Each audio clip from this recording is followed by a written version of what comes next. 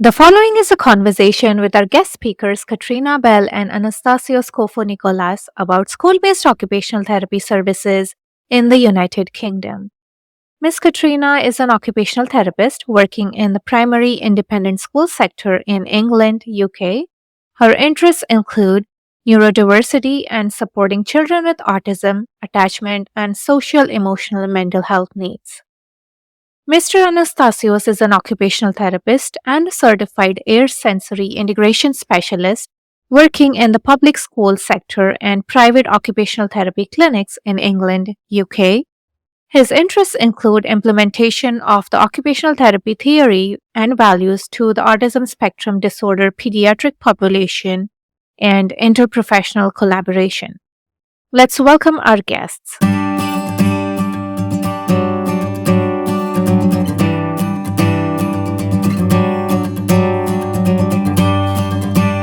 Katrina and Anastasios, welcome to Nourish by Near Show. Hi, thank you so much. I'm so excited to be here. Hello, thank you for having us here.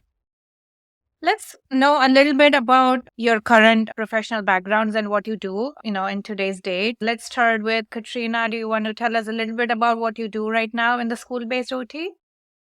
Yeah, so I've been working in an independent special needs school, which is for primary age children. So I work with children between the ages of 4 and 10. I've been there for about a year and a half. And before then, I've worked in schools for children with neurodiverse needs across the country, some up to the ages of 18. And yeah, I'm currently working in primary special needs school. I'm really enjoying it. Great. So you're working in the private sector for the school? Yes, yeah. It's a private school, quite a small school as well. Sure. And Anastasios, would you mind sharing a little bit about what you are doing currently? Yeah, so I'm new to school-based occupational therapy. I started working in school settings in September 2022, so almost 7 months ago. I used to be a clinic-based occupational therapist, so that's a new thing for me as well. So I'm hired by a private company that provides therapeutic services to schools around London. At the moment, I work in 2 special schools, public schools in London and outside London. And yeah, it's primary and secondary school. Oh, nice. So it's more of a public sector that you're working at. It is, yes. Okay. And then you have experience about the clinic-based OT as well. So it'll be great to compare and contrast those ideas as well as we go along. Definitely, because I can see a few differences between school-based occupational therapy and clinic-based occupational therapy. Yeah, so what about describing some of the occupational therapy components or areas that are addressed in the school-based system where you work? So I realized that school-based occupational therapy in the UK is still quite new. I'm seeing that speech and language therapy is a little bit more, it's a little bit more familiar with the school setting, and there's so much work done there. But when it comes to occupational therapy, we're still trying to find our scope of practice in the school setting. We can also see that in the literature as well through research, but I find it very exciting. Obviously, we follow the occupational therapy process as all the OTs, but it's slightly adapted based on the school needs and based on the school's occupations. Sure. So would you mind going into a little bit of what areas or what school-based components so we can compare Yes. and contrast for clinic? So definitely there are a few changes when it comes to assessment and intervention. When I used to work in clinical settings, the assessment was very standard. So we're going through a play-based, child-led type of assessment in a very adapted environment, like a proper sensory integration OT area. But when it comes to school, you also do observations in the classroom. You also collect information through the SENCO, the teachers, the teaching assistants. And also when it comes to intervention is a little bit different. It doesn't always have to be a one-on-one direct intervention. Sometimes you only provide strategies.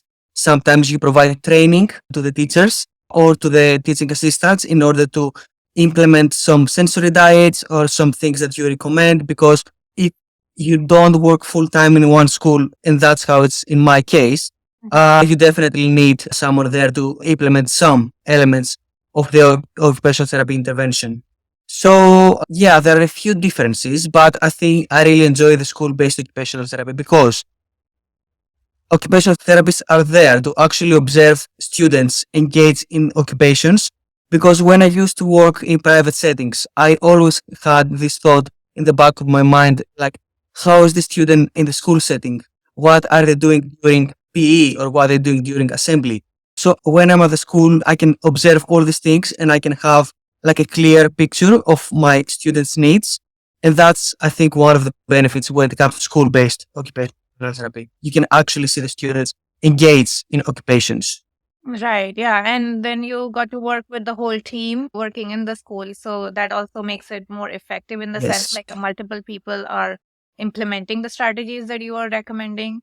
definitely. And last but not least, I think when you used to work in a clinic-based, you had to do with the student and with the parents most of the time. But when you are in a school setting, you also have to make sure that you have a good therapeutic relationship with the teachers, with the head teacher, with the local authority. So you have to be able to communicate about the student with others as well, not only with the family and the student. So this is something that I had to realize and work on it a little bit more coming from a clinic-based occupational Right. therapy. Yeah. Yeah. And Katrina, how about you? Is it any different in the private school sector? Like what components do you address in the school-based system? Well, I think it is very similar. It's a blended approach. We have a team of occupational therapists alongside speech and language therapists, maybe play therapists, and they're integrated within the school and work really closely with teachers as well as families around the child. However, we are quite fortunate to have on-site therapists who are employed directly by the school, which means that the provision we can offer can be more at that specialist level. We can do more of the direct one-to-one small group interventions and keep them going throughout the year for when the child is at the school.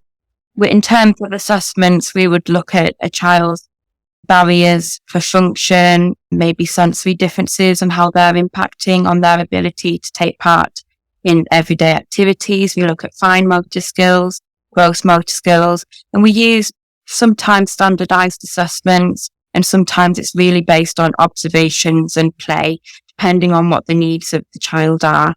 And yeah, so there's a lot of similarities, I think, with public schools, but in the private sector, we're less stuck by what the local authority asks us to do. We can be more autonomous in how the school is run as well. Yeah, makes sense. So you have a little bit more of the freedom around and the work around skills or components you want to address or some models you want to change, the approach you want to change in the school system.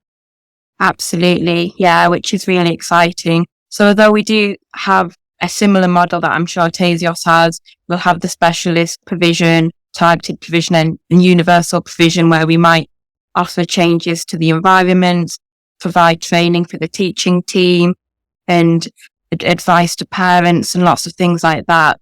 We have that flexibility and creativity as well. Right. Yeah. So in terms of like right now we are around the topic of assessment. So in terms of referrals, like how do you get the referrals or how does a student qualify for OT? Do you directly assess or does it come through a specialist or a team? It entirely depends on the child and their needs. A lot of the time it may come from a GP, so they will have noticed perhaps through a home visit that a child isn't reaching their developmental milestones, so they would ask for an assessment to be done by an occupational therapist, which could be done through the NHS or privately, depending on the timeframes needed and what services are in the borough.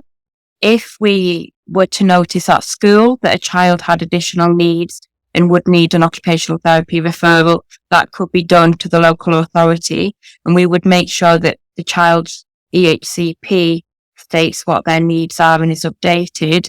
So our assessment would go into the EHCP and then they would get the provision through that. That can be a slightly longer process. So it can depend at what stage in the development the child is at and at what time the needs are noticed. But yeah, so the referral can come from a GP, from a parent, from a health visitor, or it comes through a school, maybe even a teacher could notice the needs and would refer to occupational therapy. But if a child is already in an SEN school, it's likely that they would get the provision through the school if they have on-site occupational therapy, or can quickly refer to an occupational therapist who works for the school a similar way to what Tasios does. Sure. So you did mention a few acronyms. So I do have to go inside those. Like you mentioned about HCP, and another one was for the school system. Yeah. So what So is HCP, and how is it related to the school, or is it like more of the medical side, or is it both? that's a really good question. So an EHCP refers to an education and healthcare plan, and they are associated with schools, usually special needs schools, but there can be mainstream schools with specialist provisions. And any child who has SEN needs will usually have an EHCP plan, and there's sections which indicate what their needs are, and they're split up into 4 categories, which are communication and interaction, cognition and learning, sensory and physical, and social, emotional, and mental health. And the occupational would usually draw into the sensory and physical needs. And then as part of that document, there will be goals set by the multidisciplinary team. So the OT would set goals as part of that plan. And I suppose the most significant part is the provision section, which makes sure that the child does get the provision that they need, and it's there in writing. So it's sort of like a legal document which advocates for the child and makes sure they get what they need, no matter which provision, which service that they're in. Yeah, that's very similar to the model in the US that we have about, we call it an IEP. So it is an individualized education plan. And it's very similar to addressing those components and then having the goal set and then services on the document. So we are legally binded on those terms. So the healthcare plan, is it only for the school, or is it like a combination, like a GP would be on there as well as the school team? Of health, particularly if a child does have physical health needs. There's a section for health needs and health provision, as well as a section for social care needs and social care provision, which might take place in the community or in other alternative provisions a child might get. So that's very true. Although it applies mainly perhaps for school, a child might be educated at home, and the document can be used for a variety of situations and does incorporate health, medical, social care, and education. Oh, okay, sure. So in terms of assessment, like once a student is referred to you and you start the assessment, are there like any timelines associated with once the paper, do you have any document, stating that you have to be doing the assessment, and like any timelines that run along with the assessment? Yeah, no, that's a really good question. It's kind of up to the professional and based on what the school can offer. We do, if we get a new child who comes into the school, we would, that would be a high priority to get the assessment done. We would allow ourselves about 6 weeks or a full term to start gathering information and do standardized assessments and then write an initial report, because that can be really helpful for parents and caregivers to see and to know how a child is settled in. So it'd probably be 6 weeks we would have for that assessment. And then it would be expected that the goals are set, and they're set usually every half term. So again, every 6 weeks, and reviewed. And then the provision would be alongside that to see how they're doing with their goals. Provision can be changed and altered as a child or young person's needs change as well. So if we notice that they're meeting a lot of their goals, the way they're presenting is much more different now, then we might alter provision in meetings called annual review meetings, which take place every year for a child. Yeah, that is a very similar model that we have in the US as well. So Tassos, is it same in your sector, in the public sector where you work for?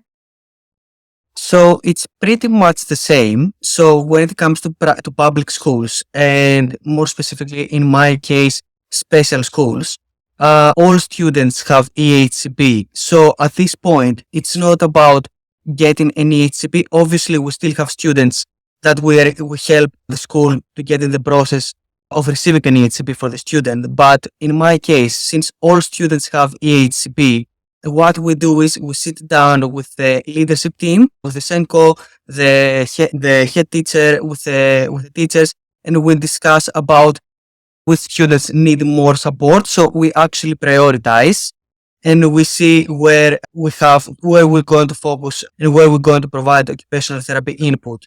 When it comes to timeline, I think from my point of view, it's definitely the annual reviews. So when we have an upcoming annual review, ASAF to make sure that the students have completed an occupational therapy assessment, an occupational therapy report is ready. I had a quick meeting with the teaching assistants, with the teacher in order to discuss some details. And then we have the parent at the annual review discuss the student's progress. So I think that's one timeline that we have to catch when it comes to the referrals and all the occupational therapy process. As Katrina mentioned, we also administer some standardized assessment tools because when we want, as I mentioned, support a student to receive an HCP, we need to have some kind of proof, some kind of evidence that demonstrate the student's needs and skills. So I think the best way to do it is through a standardized assessment showing the exact skills of the student. And also in both schools, when it comes to assessment, I personally work a lot with activities of daily living. We still work on toileting, we still do assessments and work to transitions, eating. So all the activities of daily living, social participation are still part of the school-based occupational therapy. Yeah, it's very interesting because you mentioned like you work in a special school. So all the students do qualify for therapy. So it's a very different model and approach of practice than where Katrina is working right now, where it's like you qualify each student based on their needs. So how do students qualify for OT? Like, every student who gets enrolled in a special school, once you do the assessment, is there a criteria based on what they qualify for receiving the services? So in order to get to a special school, you must have an EHCP. This is the main criteria. And then some schools have different criteria and different procedures when it comes to the admission process. Most of the times, the admission process of the school includes speech and language therapy and occupational therapy when it comes to special schools. So most of the times we are part of this process. We are part of making sure that the student can actually follow the special school's curriculum and be able to complete the year and be able to move from year to year. So we are part of this process most of the times. It's a little bit tricky when it comes to therapists from agencies like myself. I know that Katrina work is hired from the school. In my case, it's a little bit different. I come from an agency. So it took the school a little bit more time in order to get me into that admission process because I'm an external, but we got there. So I am part of the admission process in both of the schools. Mm-hmm. Sure. And Katrina, is it similar on the lines of qualification of a student for you as well? The criteria around it? Yeah, definitely. It is needs based, although because the occupational therapists are in the school and they work so closely with the teaching team, the teaching assistants, and the senior leadership team, if the child has a need impacting on their functioning, whether it's activities of daily living, accessing the classroom, coping in different environments, they will receive occupational therapy input. There's not a lot of children who would miss out if they're in a special needs school. At least in my experience, that might vary. There could be service pressures and there might be waiting lists in different provisions, but yeah. Yeah, makes sense. And it's interesting to know this contrast between the two working systems there. So in terms of once a student qualifies, what are the different approaches of services that you implement in the school? Like you mentioned a little bit about it already, about direct one-on-one or working with the teachers or providing trainings. But like specifically, like what approaches would you use in the school system which are different from clinic-based? Mhm. So I think we would really focus on the skill and the goal and tailor each intervention we do specifically to the child. We often might do groups because some children work well if they're learning alongside their peers, or they might find working in a one-to-one setting quite overwhelming. So we do things like the zones of regulation. There's an approach in the whole skill which works on a child being able to express what their sensory needs are and understand their own needs. And we also might do one-to-one work on sensory integration-based goals in a sensory integration environment, because those sorts of sessions need that one-to-one attention and less distraction. So I think when we deliver interventions, it can look quite different for each child, and it definitely does vary. Yeah, and Anastasios, I'm assuming since you are working in the school, like it's a special school. So do you have more programs tailored to the school as such? Like, all the students participate in certain routinely based programs for.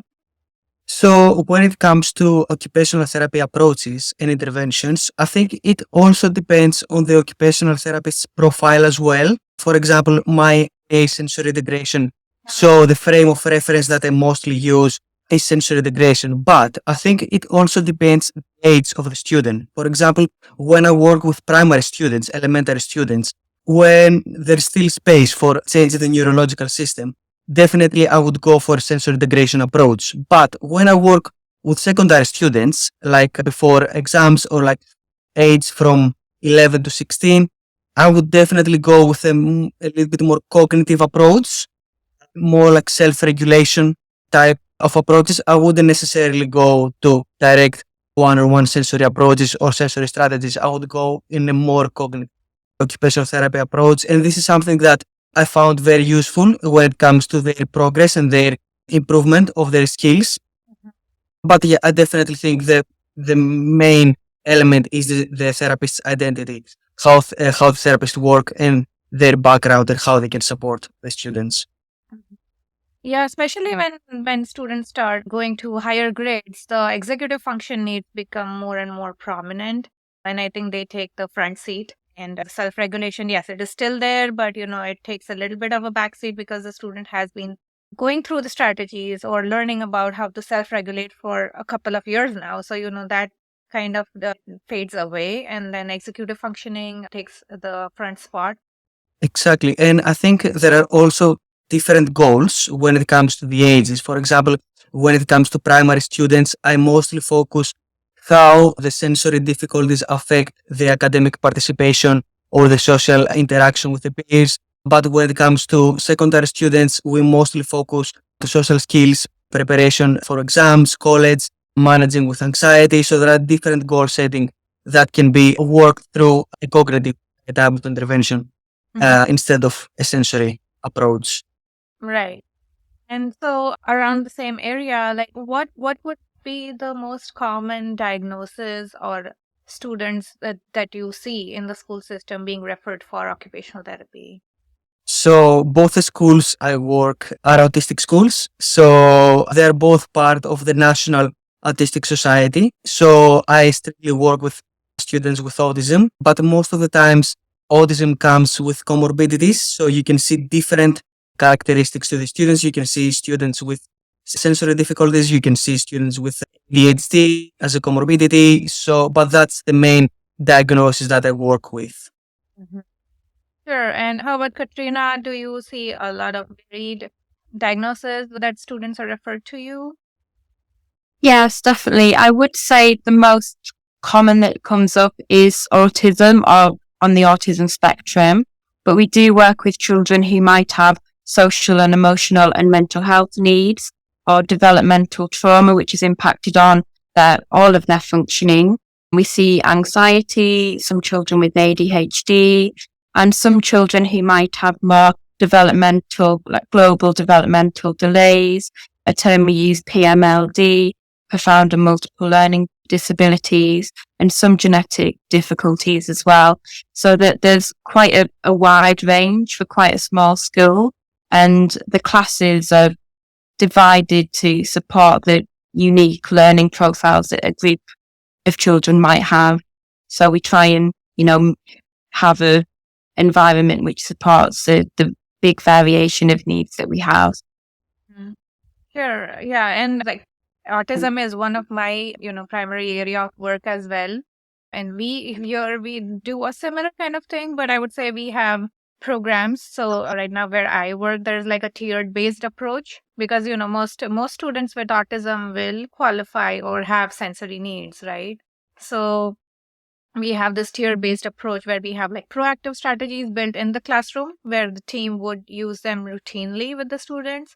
And then we have this like skills that we work on, maybe fine motor or handwriting or sensory regulation.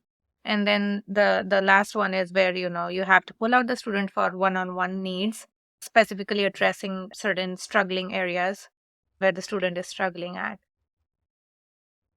Now, we have already been discussing a lot about school-based approaches, but on the OT front, like when you graduate, out of OT, when can you start working in the school system? Like, is there a requirement of having a master's or you can work on a bachelor's? And apart from that, is there any licensure requirement or a separate certification you need to start working in the school system? Anyone who wants to chime in? Yeah, that's a really good question. So you need to do an accredited higher education degree. So there is a handful of universities across England which provide training for occupational therapists, and that includes 1,000 hours of placement experience, and that could be across any settings: mental health, adult, and pediatrics. And then you need to be registered with the Health and Care Council, which is known as the HCP. And you do that post-qualifying. So you get your degree, your bachelor's degree or master's degree in occupational therapy, and then there's the registration.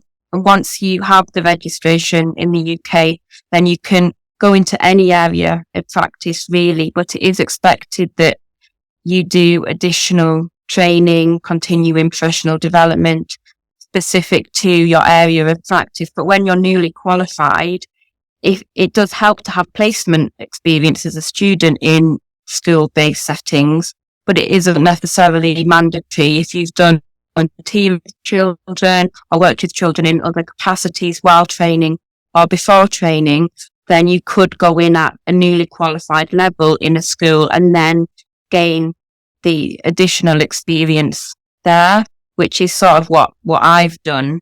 I'm not sure if it's similar for Tasios. So yeah, from the registration point of view, you don't need an extra qualification in order to work to schools as long as you're registered with the HCPC. But me being in the UK as a foreigner, it was quite interesting, the whole registration process, because as long as you graduate from a UK university, all the UK universities that provide occupational therapy programs must be approved from the HCPC. So it's pretty much a standard process. It's not like the US that you have to sit for exams. So as long as you graduate from an approved HCPC occupational therapy program, you're pretty much registered. But if you come from another European country, you must prove that you meet the HCPC standards of occupational therapy practice and you follow the code of ethics. So the process is a little bit longer, which I get it, and it's totally fair. But when it comes to schools, as long as you're registered with the HCPC, there are no other requirements. But I would definitely think that it would be beneficial if you have had a placement at the school before you work in that area. Because in the UK, we consider the school as non-traditional. It's not a clinic-based or a hospital-based. So because the occupational therapy process is a little bit different, the ARCO, the Royal College of Occupational Therapists, consider these placements not traditional. They suggest you to have some kind of experience through placements to schools before you work in that area. Mm-hmm. Sure. So you did mention about having a little bit of a change in the process when somebody comes in from Europe, but how about, as somebody, as a student who just graduated from US or any other country in the world and trying to work in the UK? What would there be any procedure or any additional courses required if they want to work in the school-based system? So it's the application process is a little bit longer. You must prove that you are keeping up with your CPD, and you must read and see and write a full report based on their sections and explaining why you are able to follow, if you are able to follow the standards of practice in the UK. So yeah, it's a little bit longer. So yeah, if you come from another country and you want to work in the UK, the application process is a little bit longer. So this means that you must show that you are able to follow the code of ethics and the standards of proficiency of the HCPC, and you have to keep up with your CPD in order to get the registration. So your application is going to be a little bit longer, and it's going to be reviewed from a committee, an HCPC committee. But yeah, when you are a UK graduate, it's more like, as I mentioned, a standard process. Your program has already been approved, so you don't have to go through that stage. In my case, since I graduated from a UK university, it took me only 4 days to get my registration. But I know many of my colleagues in my company that came from abroad, and it took them it can take from 3 to 6 months. So it's a little bit longer. Oh, okay. About like you mentioned about you have to prove that you have certain qualities or courses or skills. So is it more like a credential evaluation that the HCP would do? Yes, yes. So it's mostly your background experience, what type of courses you have attended. If you obviously your So it's more like yeah, all the different, yeah, like a theory aspect. How many hours of clinical practice have you? exactly. What areas have you studied in? And you must be a graduate from a World Federation of Occupational Therapists program, an OT program that it is approved from the WFOD. Yeah, makes sense. It seems like it's a much easier process than we have here. I know that in the US they must sit for exams. Uh-huh. The US and other graduates from other countries, so I know it's a little bit different. Yeah, and it's a difficult test. And it's like a 4 hour straight test. Like you cannot take any break, and you have to be focused like for 4 hours. So it's a difficult test, though. And it was quite interesting because I was reading the eligibility criteria in order to sit for a test in the US, and it's so interesting because you must have a master's degree in occupational therapy or in a relevant area. Otherwise, you cannot even sit for an exam. So this is quite interesting, yeah, compared to the UK. Yeah, and I mean, before they did have it at the bachelor's level, and I think it's been almost 10 years since they updated the criteria about having masters as the baseline to qualify for the test. So let us now share about what triggered that switch for you from clinic-based to school-based. This is really interesting because my first thought was I still remember myself working in a clinic, in an occupational therapy clinic, thinking, how's this kid doing at school? Because kids spend the 1/3 of their childhood in the school. This means that all the occupations, all the development, all the sensory, emotional, social development happens in the school. And I find it really important being an occupational therapy in this setting. So that's why I decided I needed something outside of the clinic. I didn't like the one-on-one direct intervention, a very adapted environment. I wanted to be a little bit more natural, and I wanted to work with students direct in their occupations. So I didn't like this whole generalization from clinic to home or to school. I wanted to work directly with the students' occupations and with their families. And that's what I was looking, and that's what I found in a school-based setting. I also think that clinic-based OTs have a very important role because, especially in sensory integration, that's where the whole neuro development happens. The neuro change happens through a very specific sensory integration process. But when it comes to the school, we are therapists that make sure that all the students engage properly with their occupations. That's a really good take on the differences where, because the school system, we focus more on supporting them on their academic goals.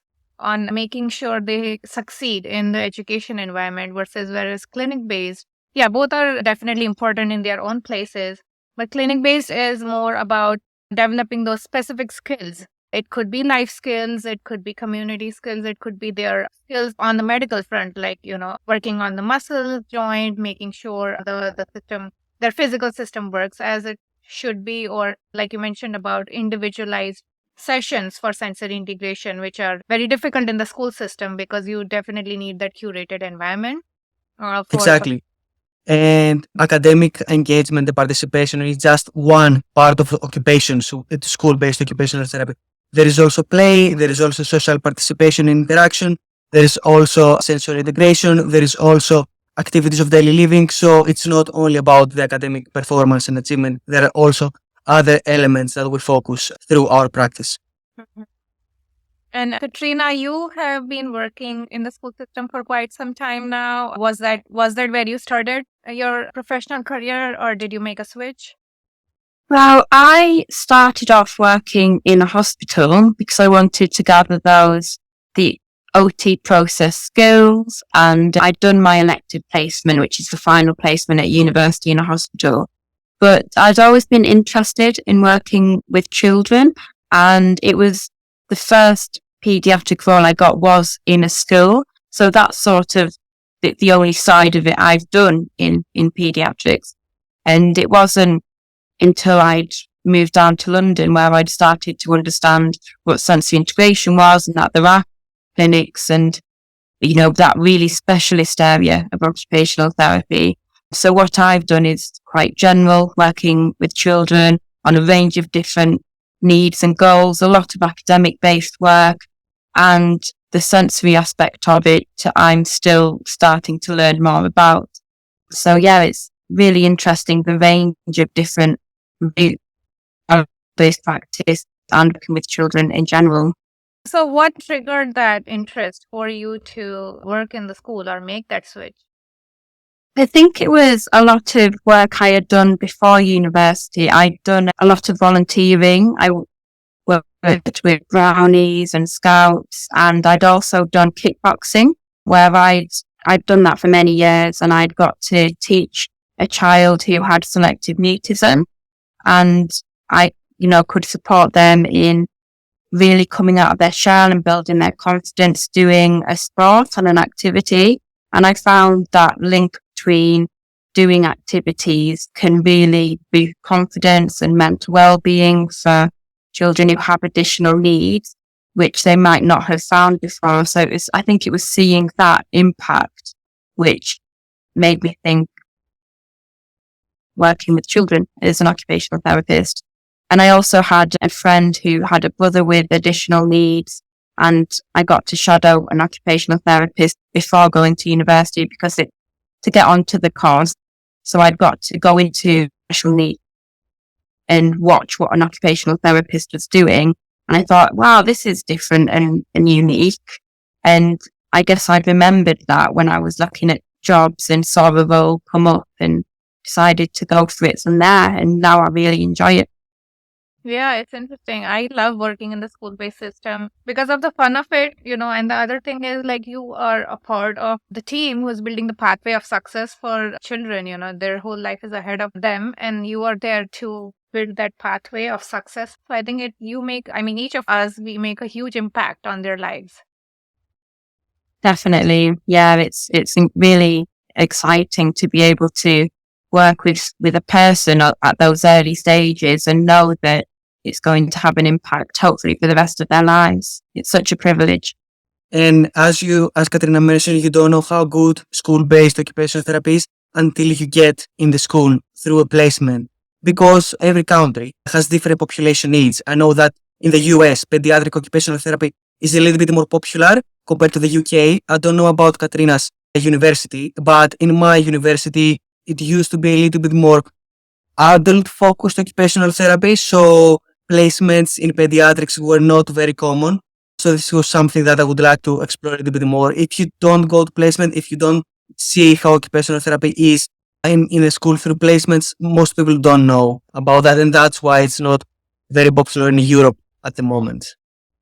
Yeah, and it's very interesting to know and learn from different countries. Right now, I'm also working on this series for OT around the globe.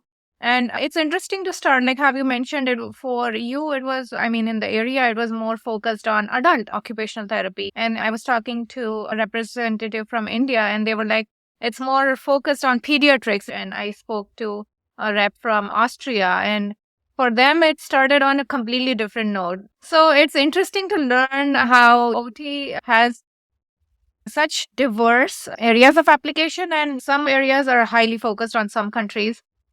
So this is very interesting to know. Definitely. Yeah. So you both of you, Katrina and Tassios, you work in England. Yeah. Yeah. Yes. So is the procedure and the school-based system, the delivery of service for occupational therapy the same in all the countries across Europe?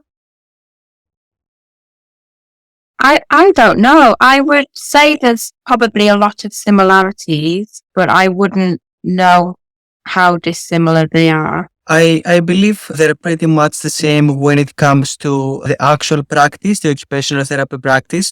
But I think when it comes to admissions, diagnosis, mainstream and special schools, there may be a few differences from country to country. For example, I come from Greece, so I know there are a few differences compared to the UK when it comes to admissions to special schools and when it comes to the diagnosis, what diagnostic criteria you may have in order to get from a mainstream to a special school.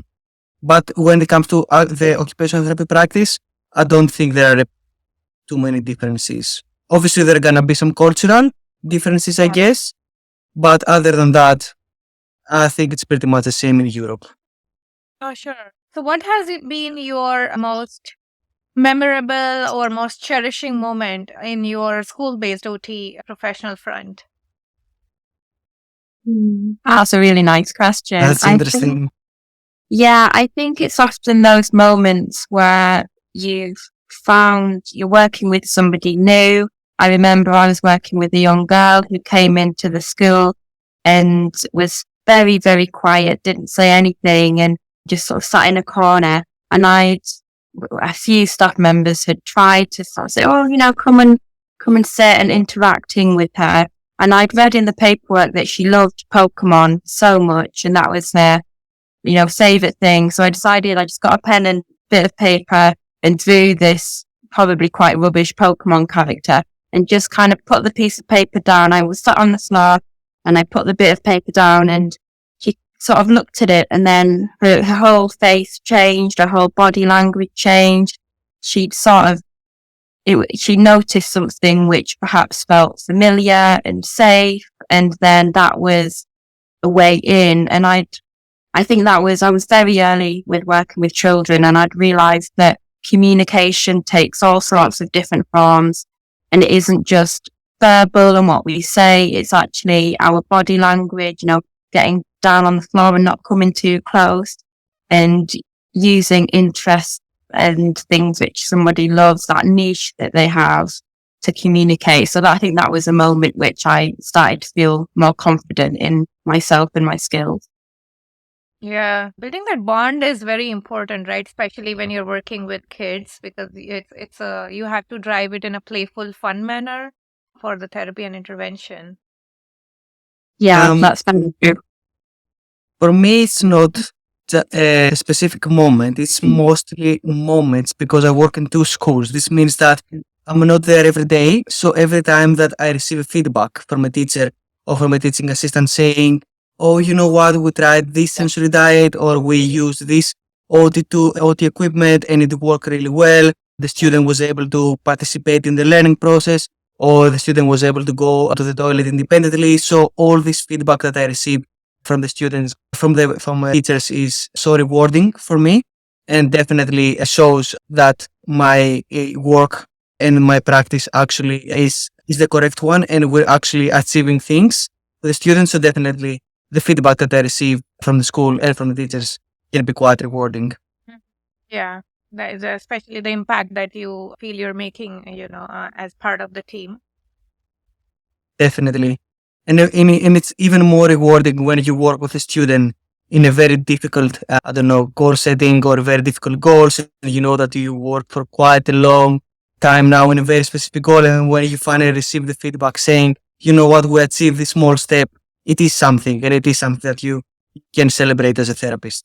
Yes, exactly. And because it's not black and white for kids, right? It's all gray, it's all colorful, and you have to be updating yourself. You have to try, and there's trial and error component as well. Some strategies would have worked for one student, might not work for the other student.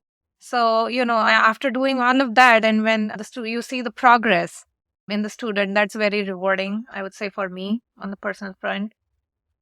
So we are now approaching our game segment, the fun part of the shoot. We have the 5-second rule game that we're going to play. I can quickly explain you the rules. It's like 5-second rule. So by the name as it goes, we will have 5 questions for each of you. And we will have 5 seconds for each question for your response. Right. So once I ask the question, you got to respond quick within 5 seconds.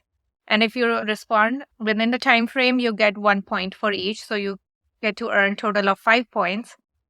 And whoever wins the highest points will be the winner and get a gift courtesy Naresh Paneer. Oh, cool. Let's see how this goes. Nice.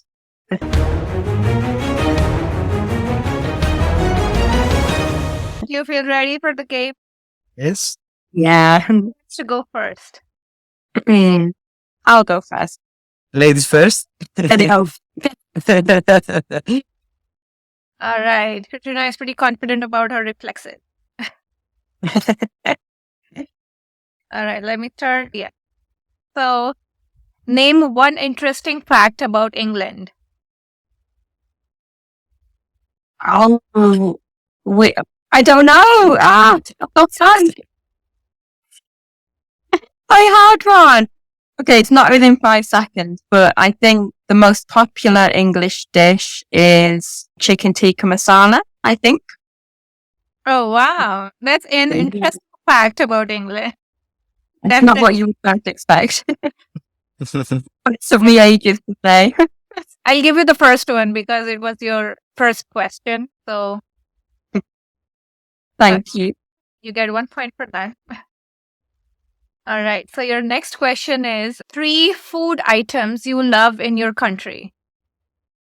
Yorkshire pudding, sticky toffee pudding, and fish and chips. Okay, well before time. So what were the 2 puddings that you mentioned? There was sticky toffee pudding, which is absolutely delicious. You have to try it. And Yorkshire puddings aren't actually puddings. You have them with a roast dinner. They're like these crispy, fluffy. I don't really know what they're made out of, but they're amazing and very unhealthy. But I love them. They sound like are they like a combination of savory and sweet? They're mainly savory. Okay. So you like more of the crunch food item. Sounds like. Yeah. All right. Your next question is 3 things one should know when traveling to England. That people are more friendly than they might seem. So a lot of people might be looking down on their phones, but if you say hello, they are actually quite friendly, despite some of the stereotypes, especially in London. Interesting. It's good to know for somebody who's traveling. All right. Let's see. I asked 3 points. That was 1 point. So you'll get half a point for that question. No problem with it.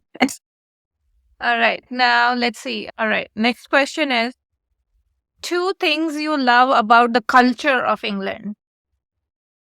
So the first, I really love how everyone is a community and how we still like to invite people into our houses and make them a cup of tea and have biscuits and a chat. I really like that sort of sense of friendliness. And another thing, I just love how much there is to do. You can, if you're interested in yoga, you can do that. If you like music, I think there's a lot of ways to express your individuality in England, and we're very open to differences rather than everyone needing to be the same. Good. So it sounds like it's very much open to diversity. Definitely, yeah. Right. Your last question. You're doing great so far. Scott. Last question. What is the one true stereotype about England? I would say it's that everybody that talks like the royal family. I think sometimes people might see the royal family and think that we all are very dainty and very posh, but actually not many people are. Oh, Even the posh ones aren't that posh. interesting to know. You did great. You scored 4.5 points. Oh, very good. Nice, good job. I've set the bar very high. Anastasios, now let's see if you can beat the score. Oh my God, let's see. Are you ready? Yes, All right, let's start with your first question. 3 bucket list items in England. definitely go to see the Big Ben, try English breakfast, and watch a football match. It's very quick. Very quick. He's already prepared now. He's like, I have to be quick. All right, your next question. 2 must eat authentic food items in England. Like very authentic to England. Definitely fish and chips, and definitely an English breakfast. This is a must. And maybe Sunday roast. It's also so nice. What was the last thing? So it's Sunday roast. It's more like, Katrina, can you help me on that? It's Yeah, so it's a traditional meal. You would have some meat with, it's all roasted in the oven. So you have roasted vegetables, gravy, lots of potatoes, and it's just a very, very filling, hearty meal, which is traditionally eaten on Sunday because you have all the time to, it can take a long time to cook. it's nice. It's really nice. Yeah, and people can be quite competitive on their roast potatoes, I've noticed. Yeah, everyone's very proud of their way of doing it. A nice social kind of an event apart from eating it. Very much, yeah. Okay, Anastasios, you're doing great. No, thank you. All right, your next question. 3 must visit places in England. Must go places in England. I would say London, I would say Manchester, and I would say Brighton. Brighton is really nice because it's close to the sea, so it's a nice place to go, yeah. Well, you're answering within 5 seconds every time. Yes. I'm trying. So now here's an interesting question. So what is the most famous drink in the UK? Ooh, I'm not a big fan of drinking, but I would say But alcoholic as well. the most famous one, I think it's vodka with cider, I guess. Okay. Yeah, I don't know. Yeah. Beer as well, so much beer. Yeah, I was expecting chai. Oh, tea, yeah, of course. English tea, yeah. Yorkshire tea, the best one. That's true. So your last question. 1 false stereotype about England. I think I'm gonna go with Katrina's response that everyone talks about the royal family. It's not. They have so many different accents. So sometimes it's so difficult to follow because there's different accent in London, different in Birmingham, different in Liverpool. So yeah. Wow. It's interesting to know the different viewpoints for the same kind of an fact or a stereotype in the country. Well, you both did great. Anastasios, you did answer all the questions within 5 seconds, but you kind of had a common answer with Katrina for the last one. I know. So I'm going to give you a half point for last. So I think there's a tie between you both. Oh, wow. Very good. Nice. Nice. So you both win. Yeah. Nice. It was such a fun time having this conversation, sharing about school-based occupational therapy. And I work in the area, so I'm very passionate about discussing about the area. And it's interesting to learn from all these different countries on, the different models, the different ways OT is using their skills in the school-based occupational therapy area. So I had a fun time. Yeah, it's been really interesting. And I think when you talk about something, you realize again just how interesting it is. You don't often get the chance to talk about what we do every day. So thank you for the opportunity. I've enjoyed it. Yeah, thank you so much for having us here today because it's so nice talking about our area, school-based occupational therapy, and one knows what we actually do in a school setting because, as I mentioned, it's still quite new area for occupational therapy. There's not so much literature on that, so I think it would be nice if more people know our role in schools. Yes, yes, and definitely about exploring different countries also as such to know. It's very interesting on that front. So if some countries are really far ahead on their application in school-based occupational therapy, it would be really beneficial for other countries as well to, hear about what's happening around and try to progress on that front. Absolutely. Exactly. Yeah, you're very welcome. Thank you. Thank you.